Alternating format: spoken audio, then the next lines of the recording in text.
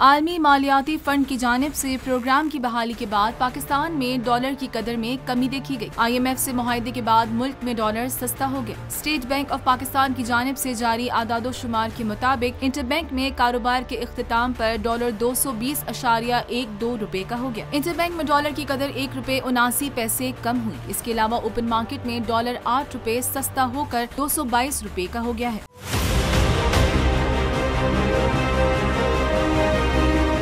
ख्याल रहे कि IMF ने पाकिस्तान के कर्ज प्रोग्राम से मुतालिक एलामिया जारी कर दिया। आलमी मालियाती फंड एलामिया के मुताबिक कर्ज प्रोग्राम में जून 2023 तक तौसी देने की मंजूरी दे दी गई है। पाकिस्तान के लिए कर्ज प्रोग्राम $6 अरब से बढ़ाकर $6.5 अरब कर दिया गया है। IMF एलामिया में कहा गया है कि पाकिस्तान के लिए $1 अरब 10 करोड़ की किस्त मंजूर कर ली गई है।